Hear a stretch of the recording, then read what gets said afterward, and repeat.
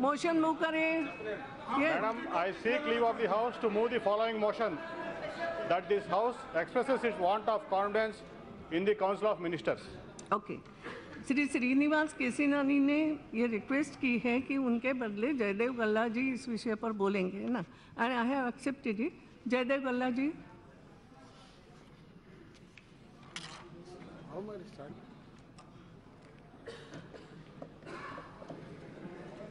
Madam Speaker, before moving the motion, I would like to thank you for finally admitting the no confidence motion and for taking this motion to its logical conclusion, that is debate and voting. I also thank my leader, Sri Nara Chandrababu Naidu Garu, and my colleague, Sri Kesineni Srinivas Garu, for giving me this opportunity to move this motion and to initiate the debate. I would also like to thank the Aam Aadmi Party, AIMIM, the CPI, the CPM, Congress, Kerala Congress, the NCP, the RJD, RSP, SP, and the Trinamool Congress, and the other parties which have extended their support to us in this motion. I was told that a first-time MP has never been given the opportunity to initiate a debate on no confidence motion. So I feel it's a privilege and honor for the first-time member like me to initiate one of the most important debates in the history of this Parliament, 16th Parliament, sir, Madam. With these initial words, Madam, I move the House expresses its want of confidence in the Council of Ministers. Madam, the latest Telugu blockbuster, Bharat Tane Nenu, which means I Bharat, is a story about a young NRI who returns to India after his father, who was a CM, dies suddenly. Bharat enters politics reluctantly and becomes a young, dynamic, and beloved CM. The recurring theme in this movie is about trust and his mother's advice that Bharat keeps recalling. A promise is a promise. If a man makes a promise and doesn't keep it, he doesn't have the right to call himself a man. It was a blockbuster because the general mood of the people reflects well in this film. People are tired of empty assurances and unfulfilled commitments. The saga of Andhra Pradesh during this Modi Shah regime is just that, a saga of empty promises and unfulfilled commitments by the government of India to the residuary state of Andhra Pradesh, a new state with an old name, and the 5 crore people of Andhra Pradesh. Madam Speaker, non-implementation of an act of Parliament is a national issue. Non-implementation of assurances given by none other than the then Prime Minister on the floor of Parliament during consideration of the AP reorganization bill, without which this bill would not have been passed, is also a national issue. So it is not prudent to say that the issues of Andhra Pradesh are not national issues. They are certainly national issues and also emotional issues for the people of AP. And today is a litmus test to this Parliament on how it ensures the implementation of these and other similar issues. Madam Speaker, the President of BJP, when he met the BJP core committee members, including MPs, MLAs and MLCs from AP on the 17th of March at Delhi, declared to wage a war on the Telugu Desam Party. Madam, it is not a war between the BJP and TDP. It is a war between majority and morality. It's a war between the Modi regime and Andhra Pradesh, the 5 crore people of Andhra Pradesh. It is a war against discrimination shown by the Modi regime towards Andhra Pradesh. It is a war to honor an act of Parliament and assurances made by a Prime Minister in Parliament. It is a war between the authoritarian, Machiavellian attitude of the Modi regime and the rights of states that make up the Federal Republic of India. It is a Dharma Poratam, or Dharma Yudh, Madam. I request the House not to construe my views and observations in the narrow sense, but to look at them in a larger perspective of how the relationship should have been between the center and states under the federal structure. Madam Speaker, this no-confidence motion has been brought by the TDP for 4 reasons: fairness, trust, priority, and bias.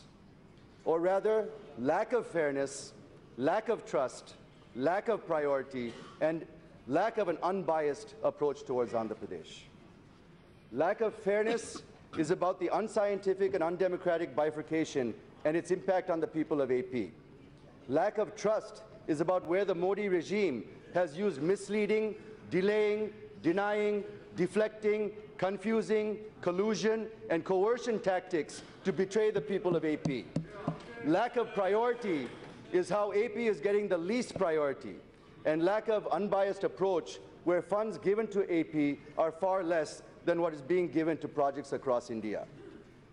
Madam, I'll be focusing on my speech, which reflects the voice of 5 crore people of Andhra Pradesh, and it will be focusing on these 4 aspects. Madam, with your permission, I will be focusing on the special category status and the financial related issues of the AP Reorganization Act. And my colleague, Ram Mohan Naidu, when he gives his speech, will focus on the infrastructure and institutions in detail. It has been 4 years since the bill has been passed, and 2 new states were formed. One is an old state with a new name, the other is a new state with an old name. Telangana is not a new state, madam. AP is the new state. All the challenges and burdens to be faced by a new state are being faced by us, madam. We are the ones who have to build a new capital, an industrial base, educational base, where Telangana has all of them already. It has been 4 years, and we have been put into that challenge. But uncertainty and difficulties go back several decades ago. It intensified in the decade leading up to bifurcation, and we continue to struggle even after 4 years of bifurcation with the same uncertainty. So we need relief from this uncertainty, madam. Instead of providing us relief, the Modi regime is creating more uncertainties and more challenges for us. I'm not going back in history, but I certainly will go back to 2014 when AP was divided. We all know how unscientifically, undemocratically, inequitably, arbitrarily, irrationally, and by bulldozing the entire parliament, the AP Reorganization Bill was passed. This becomes clear if you look at the range of issues still languishing for resolution even 4 years later. Please, Madam, you speak to me. No. Madam, when AP was divided, madam, it was an undemocratic way the bill was passed in the last parliament, madam. They know it very well. They know it very well how it was done. The doors were closed, the cameras were turned off, everything was done. Not like this. Please, please, nothing. No, nothing will go on the record. You speak to me. This is not proper. Let us go through it. I'm sorry. Please. Madam. You answer when your turn will come. Yes. You speak when Yes. your chance gets. You go on. Madam, Yes. when AP was divided, AP was burdened with huge revenue deficit of 16,000 crores. I'm not talking about you guys at all. Will you relax? Jayadev Galla ji. 1.3 lakh crores of loan burden was put on AP. Please. Yes. This is not proper. Hey, bhai. Kota Narsimhan ji. बैठिए ना, बैठिए आप लोग. 1.3 lakh crores of the loan burden was put on AP, madam. 24,000 crores of the undivided loan You will burden get the put on point, AP, no? for which interest is still being paid by government of AP, which shattered our FRBM limits.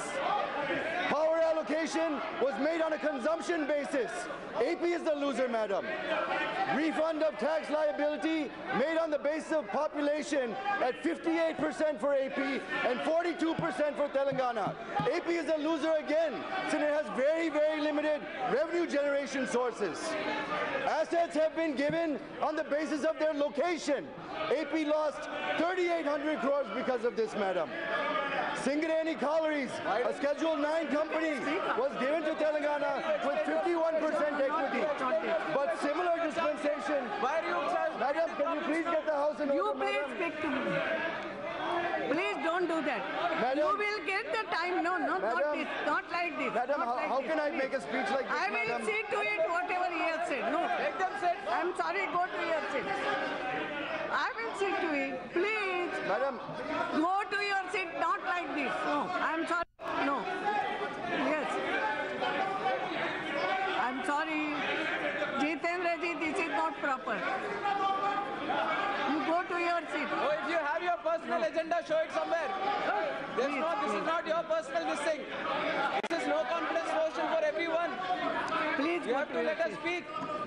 You have to let us explain our position. No, nobody will say, nothing will go on record, only Jayadev Galla's statement. That's all. Madam. You please go to your seat. You will get time, sufficient time I will give you. No, not like this. Please. Madam, Yes. Please. You will get sufficient time. You see, I will see to it. Madam, power allocation was made on consumption basis, madam. Yes. AP is the loser. Refund of tax liability was made on the basis I of will see population to it. No. at 58% for AP and 42% for Telangana. AP is a loser since it has very, very limited revenue generation sources. Assets have been given on the basis of their location. AP lost 3,800 crores because of this. Singareni Collieries, a Schedule 9 company, given to Telangana with 51% equity, but similar dispensation for its subsidiary APHMEL in AP, which is also a Schedule 9 company, has not been given to AP. Is it equal justice, madam?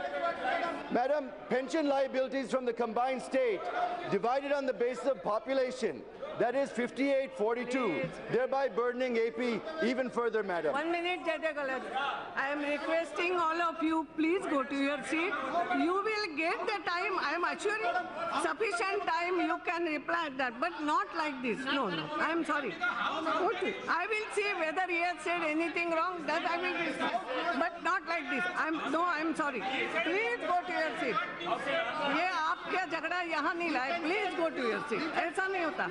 आप जब अपनी बारी आएगी तब आपको बोलने मिलेगा. ये क्या होता है? और सब वेल में आएंगे. पहले तो आपके लोगों को अंदर ले लो. ये वेल में है तो आप भी नहीं बोल सकोगे. ये क्या है? Let them go to it. Please. What is it? Okay. Yes. Hence, madam, I have no hesitation to say that it was not just the Congress alone, but even the BJP, which had supported the bill without insisting on the UPA government to make the bill scientific and equitable, is equally guilty. Both the national parties have crippled Andhra Pradesh, madam. Madam Speaker, it has been mentioned that even after bifurcation, AP is still better off than some states in the country. This is the reason given to us by the government on why we are not eligible for certain support like special category status. However, when we compare ourselves, we have to compare our neighbors, madam. If we live in a home, our families will tend to compare themselves and their standard of living with their neighbors and with their neighborhood. If they have the worst house on the block and least income on the block, they are not happy to be happy that they're better off than families who live on the other side of town, madam. AP is a southern state, madam. It was one of 4 southern states and now is one of 5. The undivided AP was competing on all parameters with our southern neighbors. Most of the wealth generated for the state was generated from the economic engine of the capital city of Hyderabad. The wealth that was generated in Hyderabad was generated by people from all over the undivided state of AP, who came to Hyderabad to settle in their capital and to seek their fortunes. Now, after the asymmetrical bifurcation, where Telangana with less population has been given more resources and AP with more population has been given less resources, this has created a situation where the government of AP and the people of AP do not have the resources to ensure that the quality of life is maintained for its citizens. We have to compare with our neighbors, madam, and therefore, when we look at the impact on the economy, we have to look with this lens. Madam, let me just compare a few things for you. When it comes to agriculture, after bifurcation, AP has been reduced to an agrarian state, madam. 31.77% of its revenue comes from agriculture, compared to 15.3% in Telangana, 11.39% in Tamil Nadu, and 11.68% in Karnataka. When it comes to industry, after the bifurcation, AP reduced its industrial contribution to less than 20% of our GSDP, when compared to Telangana's 22%, Tamil Nadu's 31%, and Karnataka's 24%. The All India figure is much higher than AP, which stands at 29%, madam. When it comes to services, AP lags even further behind, madam. It has just 46% of revenue from services, compared to 63% from Telangana, 57% from Tamil Nadu, and 65% in Karnataka. The national average is also ahead of AP at 54%. This clearly shows that AP is also languishing in services in spite of having rich talent base. It is due to lack of the industrial base, the service sector has also been impacted.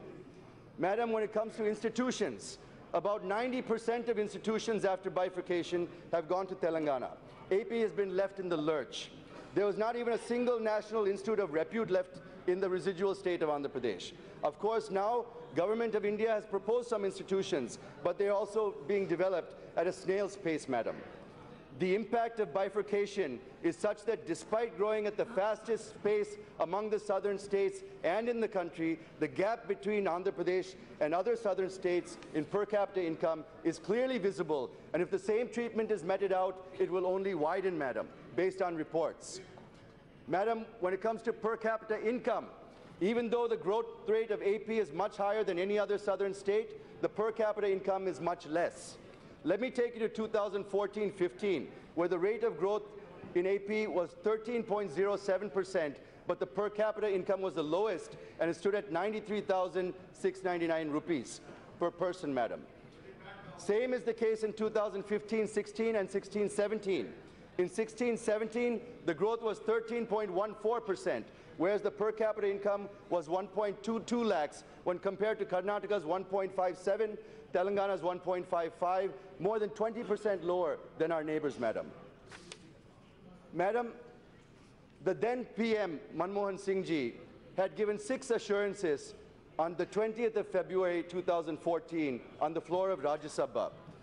They are special category status for 5 years, industrial incentives on the lines of other 11 states, assistance to backward districts on the lines of Bundelkhand and KBK districts, amendment for Polavaram to bring 7 mandals back to AP, distribution of assets and liabilities to be completed satisfactorily, and revenue deficit between the appointed day and acceptance of the 14th Finance Commission recommendations to be compensated in 2014-15 for a 10-month period, madam, from June 2014 to March 2015. Madam, I want to focus a little bit on special category status, madam, because it's a burning issue in our state. Madam, let me first submit the major demand of the people of AP. It is about getting the special category status. I am neither tinkering, nor twisting, nor tweaking the facts. My facts are unadorned, and I'm ready for any challenge to contest the facts that I'm going to present, madam. So before coming to these facts, let me, with your permission, start my journey from the day AP was bifurcated. Madam, the Congress party in 2014 sliced Telugu Talli into 2 pieces in a crude, unscientific, and irrational way. And Shri Narendra Modi, while campaigning in AP, had rightly said, and I quote, what is there, madam? You complete, they will say afterwards. You complete. Madam, I don't know. Shri Narendra Modi ji, while campaigning in AP, had rightly said, and I quote, Yes, you continue. Madam, Yes. Shri Narendra Modi ji, while campaigning in AP, had said, Congress had killed the mother and saved the child. Had I been there, I would have saved the mother too. The people of AP fell flat for this statement, madam. We are so thrilled when we heard this, and we are determined in our hearts and soul that come what may be, we will be with Mr. Modi, madam. We have waited. People of AP have waited for 4 long years that Mr. Modi would save the mother. Instead of saving AP, Mr. Modi, through the finance minister, through his press conference on 7th March 2018, announced that no SCS would be given to AP, madam. The finance minister said if the demand for SCS of AP is exceeded, other states such as Bihar and Odisha will also demand it, madam. Madam, it is baseless, frivolous, and a trivial argument, Madam. And I have no hesitation to say that the Finance Minister should know the fundamental difference between the two. Let me remind this august House that the Union Cabinet conferred SCS on AP in its meeting on 1st March 2014, subsequent to the assurance made by then Prime Minister mentioned earlier. Other states have not been given an assurance by a Prime Minister on the floor of either Houses of Parliament, nor has a Cabinet decision been made in this regard. This is a very dangerous precedent, Madam. Mr. Prime Minister, do you have any respect for commitments made by your predecessors? Indeed, should you even have a choice? What value does the word of a Prime Minister given on the floor of the House have?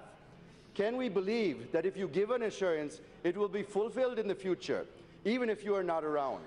How can we function as a nation if we can't take the word of our Prime Minister given in Parliament to be respected and fulfilled? Madam, it is not that BJP was opposed to special category status when it was in the opposition. In fact, the BJP in its 2014 manifesto for assembly elections in AP assured that it would give additional 5 years of status, that is 10 years instead of the 5 years proposed by then Prime Minister. Mr. Prime Minister, in Guntur, in Nellore, in Tirupati, in front of Lord Balaji, you promised to give SCS for 10 years. And you also emphasized and appealed to the people of AP to decide whether they need a Seam Andhra or a Scam Andhra. That is, do you want to vote for Seam Andhra do you want to vote for a clean and honest person like Chandrababu Naidu, or do you want to have a Scam Andhra by voting for the opposition rival party, Madam? Madam, Mr. Prime Minister, you also said, I'm a person who will not eat or allow others to eat. Main chun chun ke hisab lunga un lagamko. But to the other disappointment for your benefit, sir. But to the other disappointment of the people, you are protecting people like Galla Jayadev Reddy, A1 and A2 accused in Andhra Pradesh, and many others. The country is aware how many cases were on the family members of Galla Jayadev Reddy were dismissed, and tickets were given in the recent Karnataka Assembly elections. This reflects how serious you are on corruption and on corrupt people. You raise the expectations of supporting and developing Andhra Pradesh only to shatter them. Why should we have confidence and trust in you?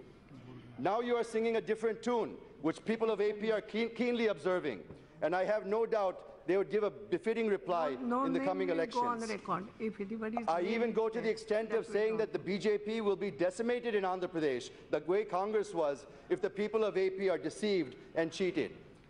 Mr. Prime Minister, it is not a threat. This is shrap.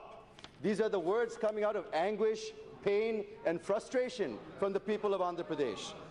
And how a Prime Minister on whom we had immense faith has deceived and betrayed the people of AP in such a blatant and rude manner. The third point I wish to make is relating to Article 4 of the Constitution. It says that when any state is bifurcated under Article 3, AP is divided under this article, Madam, then supplemental, incidental, and consequential measures can be taken by Parliament. Madam, the third point I wish to make is relating to Article 4 of the Constitution.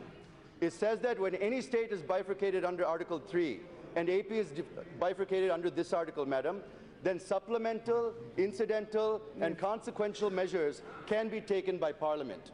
And even the Supreme Court in Pradeep Chowdhury and the Mullah Periyar cases repeatedly said this, Madam. Yes. So the point I'm trying to drive at is that the very bifurcation of the state is predicated upon assurance of special category status. Therefore, the SCS is supplemental, incidental, and consequential to the bifurcation, Madam. And to say that the 14th Finance Commission has not recommended is a conceptual blunder of the Union government, Madam. Yes. So when it is clearly said in Article 4 that Parliament can do it, the 14th Finance Commission or its recommendations cannot prevent Parliament from doing it, even if they had said so, Madam. Madam, the Finance Minister and almost the entire Cabinet have been categorical that the 14th Finance Commission recommended not to confer SCS on any state. Let me disband, dismantle, and dismiss this argument at one go, Madam. Okay. Two members of the 14th Finance Commission, have refuted the argument of the Finance Minister lock, stock and barrel. Shri Govind Rao and Shri Abhijit Sen gave it in writing that the Commission did not recommend this. Even the chairman of the 14th Finance Commission, Shri Y.V. Reddy Garu, is on record saying that Commission did not recommend this.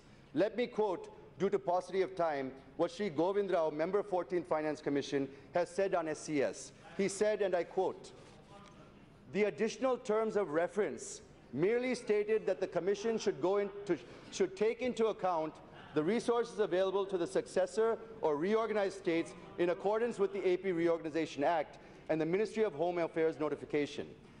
That did not require the Commission to deal with the question of according special category status, and it did not therefore make any recommendation in that regard. Therefore, the statement in the notification on the special package that following the recommendations of the 14th Finance Commission, the class of SCS ceases to exist is misleading," unquote. Madam, let me give one more example of how the government of India has maneuvered through this and denied SCS to Andhra Pradesh. As I said, ministers and officials in the government are taking shelter under the 14th Finance Commission to deny SCS to Andhra Pradesh. I would like to assert here that prospective recommendations of various commissions, even if there are any to that effect, cannot be made applicable retrospectively to the past commitments, assurances, and decisions, Madam. The 14th Finance Commission recommendations are prospective. How can you implement them retrospectively? Here, in this case, it is the decision of the Union Cabinet, and it is not an ordinary decision, Madam. In this context, I would like to recapitulate that the Union government had created a subgroup of CMs to address the issue of continuation of special category status to the Northeast and to the hilly states, which are enjoying the same in the past. Based on the recommendations of the said subgroup, Niti Aayog had issued an office memorandum on 17th August 2016, whereby it was decided to continue special category status benefits to those states that were in that category earlier. Subsequently, it has extended the financial and other benefits to them as well. So they're getting everything that special category status states used to get without the name, Madam. So when we have been demanding for special category status, your argument, Mr. Finance Minister, is that the Planning Commission was dismantled and Niti Aayog has no mandate to give SCS to any state. If that is so, how, on the basis of office memorandum dated 17th August 2016, have you extended SCS benefits to all 11 states that fall under special category status? Is it not discrimination and injustice to Andhra Pradesh? Did you not mislead us about the 14th Finance Committee recommendations? And did you not also state that it would be unconstitutional to go against these alleged recommendations? Madam, I have one more irrefutable and undeniable truth and proof to present before this August House. I hope that this will open the eyes of the Finance Minister and the Prime Minister. It was on 15th March 2018, the Minister of Planning, Shri Rao Inderjit Singh, in reply to an unstarred question number 2360 in the Rajya Sabha said, and I quote, Madam, "The 14th Finance Commission, in its recommendations, has not made any specific reference not to confer special category status to any state." So, Honorable Finance Minister, kindly stop misleading the people by twisting facts because it won't work anymore. All the proof is in front of you. You can't fool all of the people all of the time, sir. Yes. Madam, I have given 7 facts and justifications. Pardon? How much time you will? Madam, I still need a lot more time. I am madam. asking you how much time I you need have. another half an hour, madam. No, half an hour. That's Yes, madam. No, 5 minutes. Madam, to conclude. in the history of no confidence motion, nobody has initiated a discussion less than So 1 hour, madam. You please see the records. I looked at the records. Not once has a no confidence motion been initiated in less than 1 hour, madam. Please don't discriminate us here also. We're tired of this type of discrimination. Yes. Madam, I have given 7 facts and justifications why special category status should be conferred on Andhra Pradesh. They are, and to recap, assurance by none other than Prime Minister candidate Ms. Modi ji during the 2014 election campaign. Ours is not a demand, madam. Ours is to implement the cabinet decisions. The BJP manifesto said that it will give SCS for 10 years. Article 4 of the Constitution clearly and categorically says that if state is bifurcated under Article 3, then supplemental, incidental, and consequential measures can be taken by Parliament. Written views of members of the 14th Finance Commission and also views of the chairman of 14th Finance Commission on the special category status. Niti Aayog has issued office memorandum on 17th August 2016, where it was decided to continue SCS to 11 states. The Minister of Planning clearly said that 14th Finance Commission has never recommended not to confer SCS on any state. Even the CMs of Bihar and Puducherry have support granting SCS to Andhra Pradesh, madam. So with folded hands, I appeal to the Prime Minister and to Finance Minister to please at least now realize this and announce special category status to Andhra Pradesh. Madam Speaker, the BJP, the YSRCP, the Congress, and now the Janasena Party in Andhra Pradesh are saying that our CM has taken a U-turn and asking for SCS again instead of package, madam. Let me please go back to 2016. We are demanding for SCS till September 2016, madam. In September 2016, the Honorable Finance Minister made a statement that special package would be given, which would be equal in all respects to that of special category status. Since then, we were waiting for this package, madam. But even after presenting his final and full budget, FM did not give even a single penny under the package, madam. It is also not true when government of AP officials came to Delhi to discuss with the ministry, did the ministry not say that the government of India is not agreeable for 90-10 on externally aided projects, Mr. Finance Minister? Instead, they were told that central assistance will be provided by a way of repayment of loans for EAP projects in the ratio of 70-30, that too only till 2020, to the extent of 15,000 crores. And this too by putting the FRB under the state head, madam, and stressing out our borrowing capacity. See how many conditions you have put on, see how many conditions you have put on EAP. And at a press conference on 7th March, the Finance Minister came with a 90-10 formula since he was cornered with facts and figures. I'm giving only one example due to paucity of time, madam. If this is how you deal with Andhra Pradesh, do you really think that people of AP would pardon you and have confidence in you and give you votes? You deceived us into accepting the special package by using the 14th Finance Commission as an excuse. You didn't even bother to give it legislative backing. To add injury to insult, we haven't received a single paisa promised in the package. Since nothing has been done so far on the special package, we are demanding to implement the cabinet decision on special category status to Andhra Pradesh, madam. So I wish to clarify the critics of our Chief Minister and the TDP that we're treading the right path. It is only you who are changing the goalposts for nefarious political gains. Madam, the Honorable Finance Minister said that industrial incentives given to other SCS states will no longer exist post the GST implementation, which is completely a misleading statement, madam. Even then, we insisted that whatever industrial incentives that these states get post the GST implementation should be given to AP as well on the lines of the assurances given by then Prime Minister. But what AP is given is 15% additional depreciation on new plant and machinery and 15% additional investment allowance. But they're given only to backward areas, not to the entire state. Secondly, it is not exclusively for 7 districts of AP alone, madam. It is for all the 150 backward districts in the entire country, and they're saying it's a special incentive for us, madam. What is special in this for Andhra Pradesh when 150 backward districts across the country are getting the same benefit? There's nothing special. Whereas even post-GST implementation, the SCS states continue to get industrial incentives in line with what they were getting earlier. As per the notification issued in July 2017, in pursuance of the budgetary support of 27,000 crores to the existing 4,324 units in SCS till sunset period of March 2027. And again, on 21st March 2018, the Ministry of Commerce and Industry approved the Northeast Industrial Development Scheme with a financial outlay of 3,000 crores to Northeast states up to March 2020. The incentives that are given are for capital investment, to access credit, interest incentive, GST reimbursement, IT reimbursement, transport, employment, and other incentives. But when we are asking to extend the same to us, the FM is silent. He's not saying anything about it.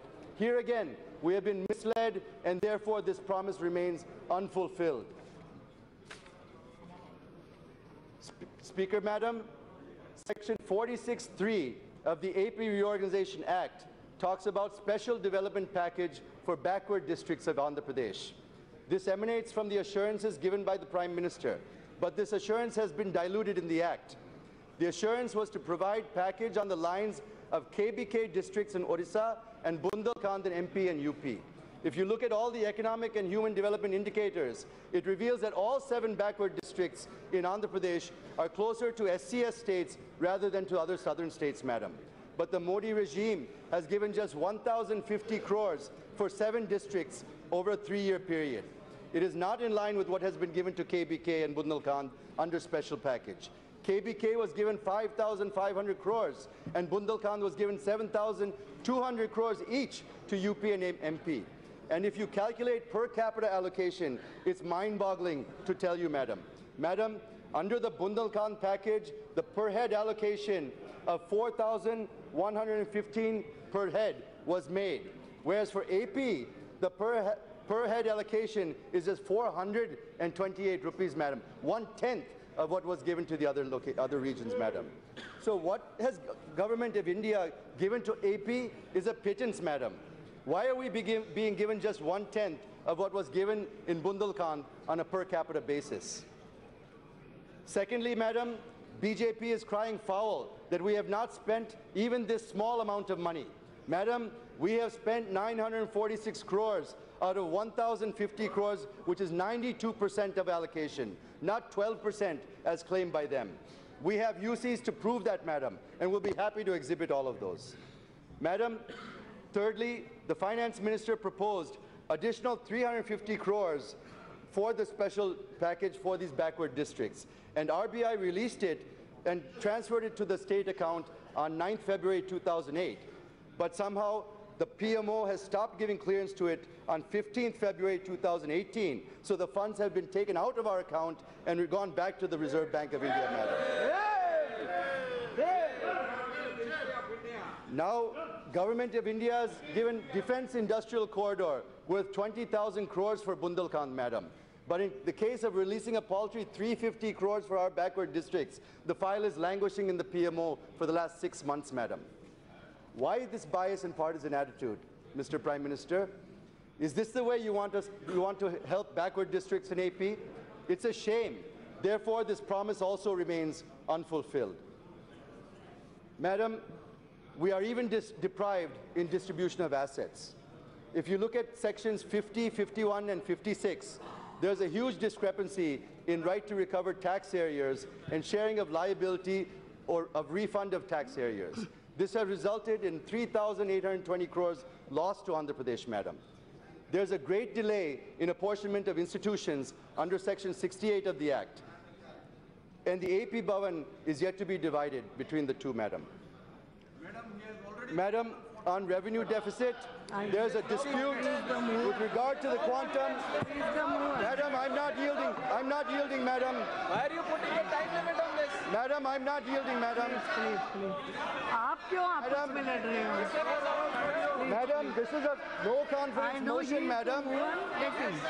Yes. This is the initiation.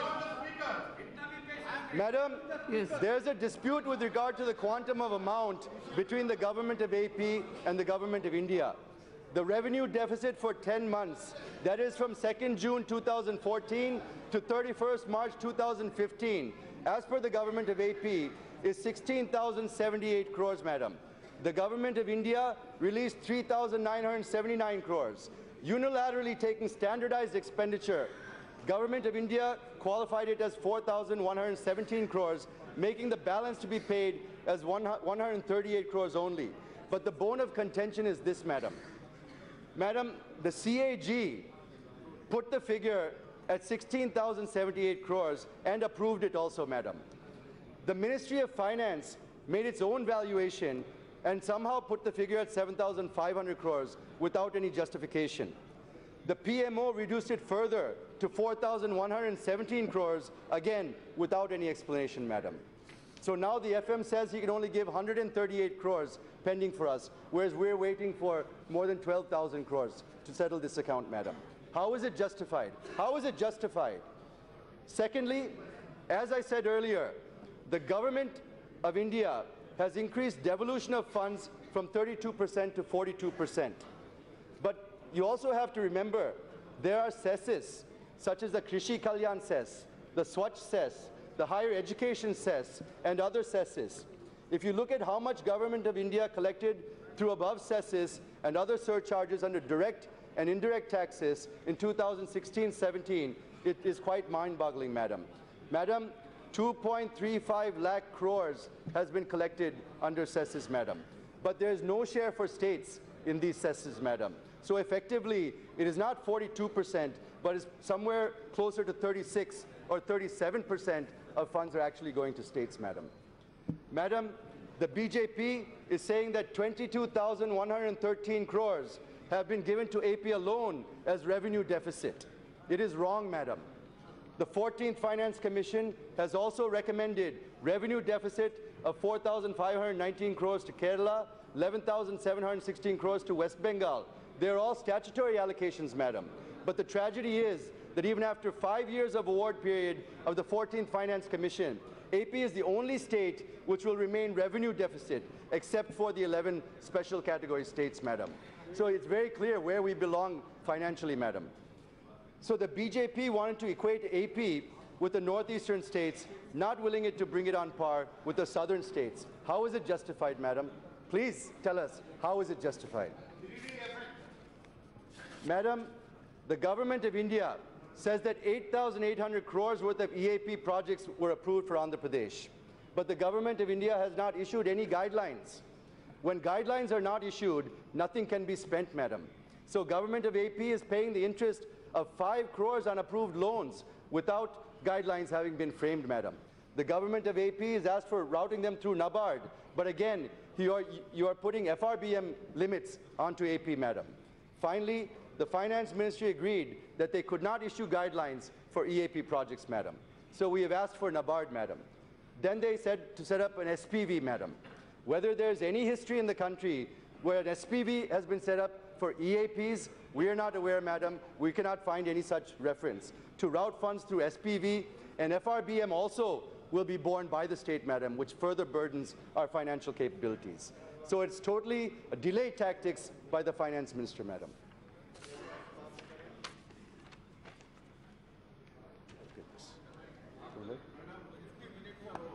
Sorry, madam. Madam, facts and figures are very hard to remember, sir, so we definitely do need to use papers. On 13,742 crores given to Andhra Pradesh, madam, the Honorable Finance Minister and the President of AP BJP unit have been trumpeting through press conferences that they have given 13,472 crores to Andhra Pradesh. And they have also said that they have never given such huge amount to any other state. Let me explain in a minute what they have given and under which head they've given it, madam. Madam, they are saying that they've given 13,472 crores. But actually, out of 16,000 crores revenue deficit, they've given 3,900 crores, madam. For Polavaram, project cost is 58,000 crores, but they've given 6,764 crores, madam. They've given 576 crores for 11 institutions, where the required amount is 11,672 crores. For the new capital, we need 43,000 crores, but we've been given only 1,550 crores, madam. We should get 23,000 crores for the backward districts if you look at Bundelkhand package, madam, but you've given us just 1,050 crores. So the government of AP is asking for 1.54 lakh crores, whereas you've given just 13,472 crores, madam. The government is saying that it is fulfilling all the promises. All the promises. Madam, giving 2 to 3% of the required funds, is that fulfillment? I ask you, madam, is it fulfillment? 2 to 3% of the requirement is not a fulfillment, madam. It's a shame to call it that they're all being fulfilled. Now let me come under which head and section you've given us the money. Madam, the revenue deficit has been given to us as mandated under section 46(2) of the AP Reorganization Act. Money has been given for Polavaram as mandated under section 90 of the AP Reorganization Act. Money has been given for institutions under section 93 and schedule 13 of the AP Reorganization Act. Money has been given for new capital as directed under section 94(3) of the AP Reorganization Act. Money has been given for backward districts as directed under section 46(3) of the AP Reorganization Act. Madam Speaker, they are saying that they have given 13,472 crores. I agree. But they've given it under compulsion as mandated by the AP Reorganization Act. So to say that they have given this money to AP without mandate is a ridiculous comment. They have given because they are mandated to give it, but it is riddled with deceit and woefully short of being adequate. It certainly builds no confidence and no trust. Madam Speaker, section 94(3) says that the financial support for creation of essential facilities in the new capital of AP would be provided by the Government of India. The estimates were made.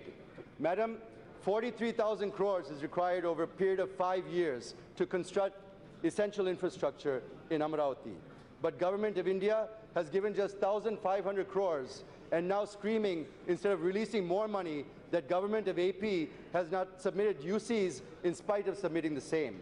Madam, out of 1,500 crores given by Government of India, we have submitted UCs for more than that, madam. We've spent 1,583 crores, madam.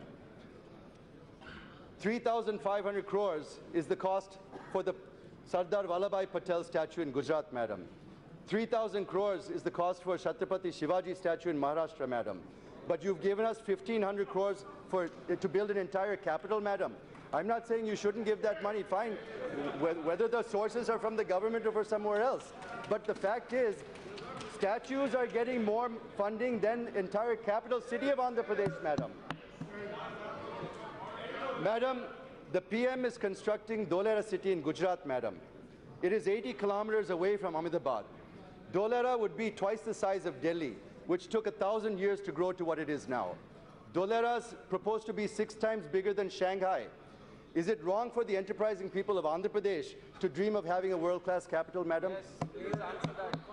Secondly, the Prime Minister is on record saying that if voted to power, he would build us a capital bigger and better than Delhi itself, madam. He said that in front of Lord Balaji, madam. He himself advised our CM to visit Astana, the capital of Kazakhstan, madam. Is it not true, Mr. Prime Minister? Madam, I wish to bring to your notice and to the notice of the House that an amount of $68 billion has been spent on building the capital of Kazakhstan in Astana, madam. How can Amaravati be built with 1,500 crore rupees, madam? Thirdly, the government of AP pooled 33,000 acres of land through the pooling method, which is one of its kind in India, the value of which is more than 50,000 crores, madam. More than 30,000 farmers have given up their land, madam. Yes. And they are counting on our government and the government of India to take care of the investment that they've made by giving us that land and protecting their lives and protecting their future. The 30,000 farmers are at risk, not only here, but all the projects where land has been taken, madam. They're all suffering because of lack of funding, madam. Yes. Madam, now your half an hour is also completed. Madam, now within 5 minutes. Madam, I didn't start. I'm sorry. Madam, we didn't start until 11:15, madam. I have given we you didn't that start time. at 11 o'clock, madam. Yes, please. We didn't start at 11 o'clock, madam. Please, it's please. only 12 o'clock now. Please listen to me. You asked me more half an hour. I have already given you. Now you wrap up. Yes. Madam, Yes. just 10 minutes, madam. Thirdly, the government of AP pulled, for Navi Mumbai, they are giving 48,000 acres to ease the pressure on Mumbai, madam. Now the opposition parties are criticizing, why should you have 33,000 acres? But the moot point is, what are you doing to those farmers who have sacrificed their land for the capital, madam? Madam, Amaravati has been given 2,500 crores, but out of this, 1,000 crores was given to Vijayawada and Guntur for underground drainage systems, madam. When underground drainage in my city of Guntur itself costs 1,000 crores in a small town like Guntur, can we build a world-class capital for 1,500 crores, madam? It's ridiculous. Madam, for drainage, 32% work has been completed, and UCs have been submitted for 32% of the work for the UGD, madam. Madam, it's okay. These are all the copies of the UCs, madam. We'll be happy to submit them to whoever wants to take a look at them. Madam, it is 4 years' work. In 1.5 years, we've completed 32%. We've submitted UCs for works to the tune of 330 crores. This is for the UGD in Guntur, madam. The BJP is saying that only 8% has been spent. It is wrong. This can be checked through the Public Finance Management online software in the Finance Ministry. It is there for all to see, madam. Even for backward districts, out of 1,050 crores, we have spent so far 946 crores and submitted UCs. Moreover, AP is listed as the 3rd best state in the country for submitting UCs, madam. Sir, madam, we have spent 92% funds. BJP says that only 12% funds have been spent so far. It is wrong, madam. Raising the bogey of UCs and suspecting and unnecessarily tarnishing the image of our CM is not acceptable, madam. Recently, 350 crores have been recommended afresh by the Finance Ministry, and the RBI released it on February 9th, 2018. But the PMO stopped giving clearance on 15th February, so the funds have gone back to the RBI, madam. As I said earlier, through the AP reorganization bill, both the national parties have played havoc with its provisions and its wording, madam. This was the strategy of the Congress, to leave room in the wording to legally back out of the commitments at a later date. And BJP, instead of opposing this, supported these words when the bill was passed.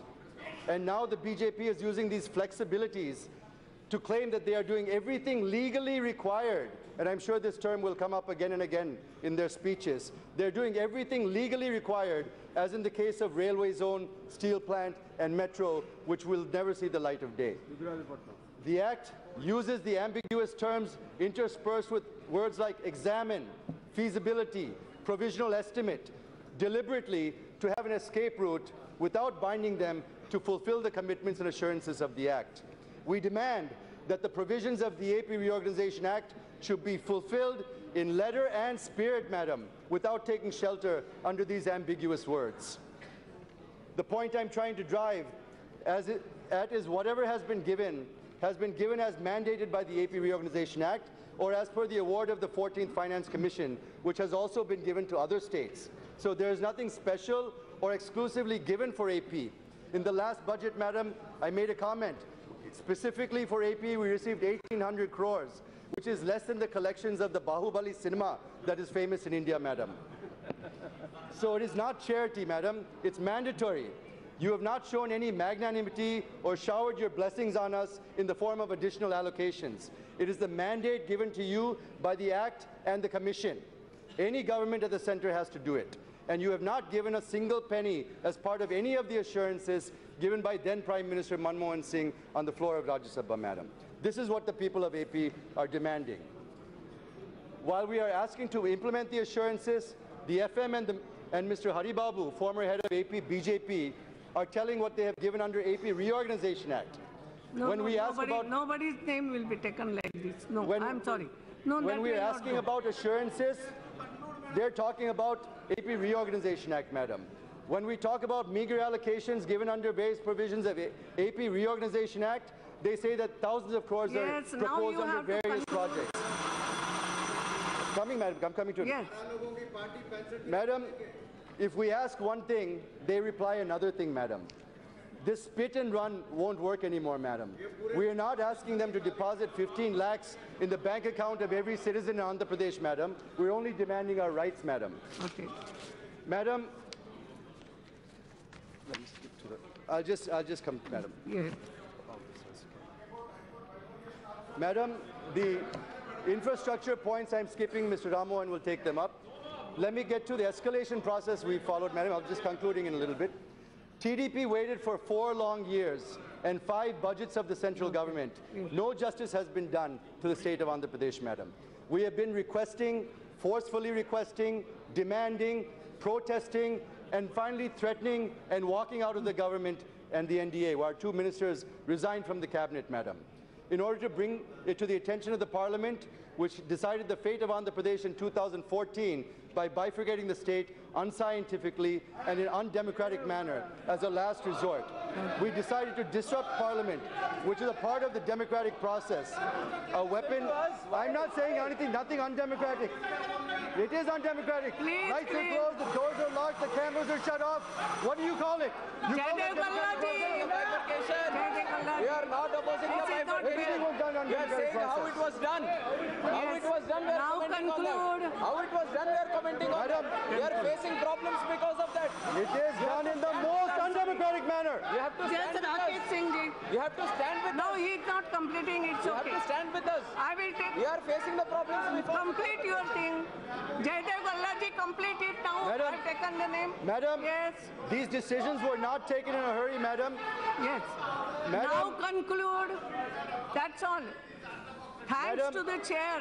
Yes. while we have been escalating, That's okay. Yes. Now conclude. Yes.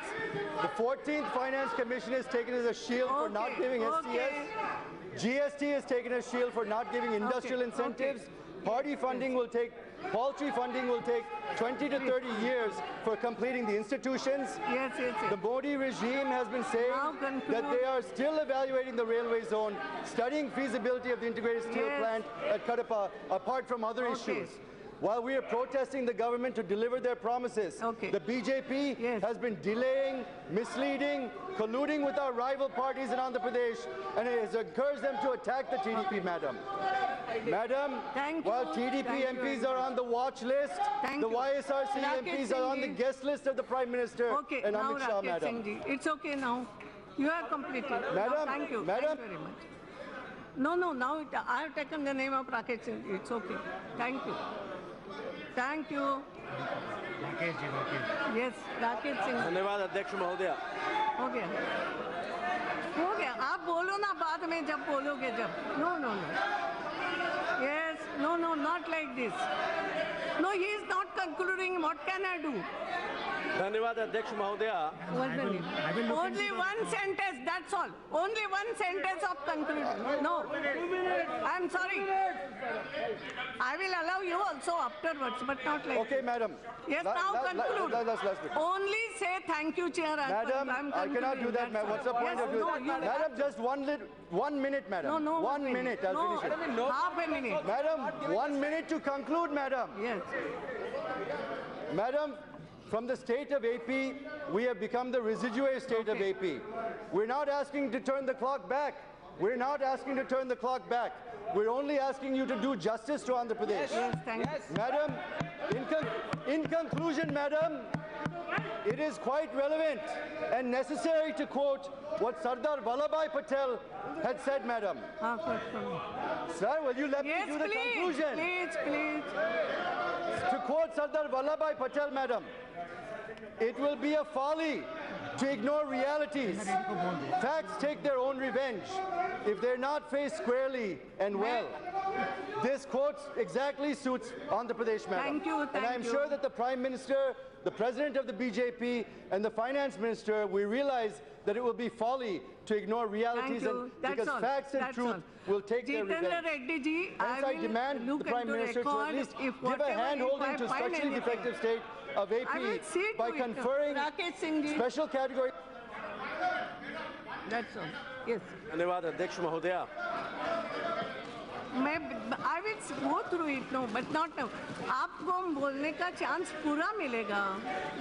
नहीं ऐसा मत करो, no. Yes. सबसे पहले तो